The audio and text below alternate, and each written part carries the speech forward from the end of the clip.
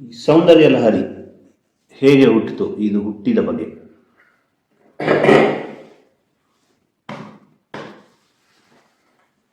ಇಲ್ಲಿ ನಾವು ಶಂಕರರು ಕೈಲಾಸಕ್ಕೆ ಹೋದ್ರು, ಅಲ್ಲೆಲ್ಲ ಬರೆದಿತ್ತು, ಹೋಗ್ಬಿಟ್ರು, ಅಳಿಸ್ಬಿಟ್ಟ, ಇದೆಲ್ಲ ನಾವು ಕೇಳ್ತದೆ ಅಂತ ಪೌರಾಣಿಕವಾಗಿ ಅದನ್ನು ಹೇಳಿದಾಗ ಕೇಳಲಿಕ್ಕೆ ಒಂಥರ ಇಷ್ಟ ಆಗ್ಬೋದೇನೋ. ಆದರೆ ನನ್ನ ಪ್ರಕಾರ ಅವೆಲ್ಲವೂ ಶಂಕರರ ಸಾಧನೆಯ ಫಲ. ಅವರು ಕಂಡುಕೊಂಡಂಥ ಸತ್ಯವನ್ನು ಅವರು ಸೌಂದರ್ಯ ಮೂಲಕ ಮುಂದೆ ಇಟ್ಟಿದ್ದಾರೆ ಅಂತ ಅಂದ್ಕೊಂಡ್ರೆ ಸರಿ ಅನ್ಸುತ್ತೆ ನನಗೆ.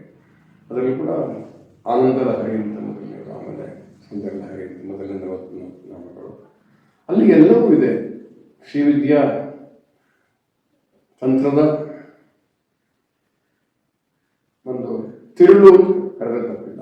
ಸೌಂದರ್ಯ ಲಹರಿಯನ್ನು ಎಷ್ಟೊಂದು ತಂತ್ರಶಾಸ್ತ್ರ ಇರ್ಬೋದು, ಇರ್ಬೋದು, ಅದೆಲ್ಲವನ್ನು ಕಂಬೈನ್ ಮಾಡಿ ಅದನ್ನೊಂದು ತಿರುಳು ಮಾಡಿ ನಮಗೆ ಕೊಟ್ಟರೆ ಏನೋ ಆ ಸೌಂದರ್ಯ ಲಹರಿ.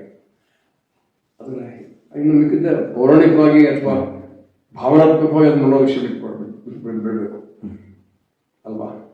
ಬಿಟ್ಬಿಟ್ಟು ಸಾಹಿತ್ಯವನ್ನು ಮಾತ್ರ ಗಣನೆಗೆ ತಗೊಂಡ್ರೆ ಶಂಕರರು ತಮ್ಮ ಅನುಭವಗಳನ್ನು, ತಮ್ಮ ಸಾಧನೆಯಿಂದ ಅನುಭವಗಳನ್ನು, ತಾವು ಕಂಡುಕೊಂಡಿದ್ದನ್ನು ಅದು ದಾಖಲಿಸಿ ಮಾಡಿದ್ದಾರೆ ಅಂತ ಹೇಳೋ ಸರಿ ನನಗೆ.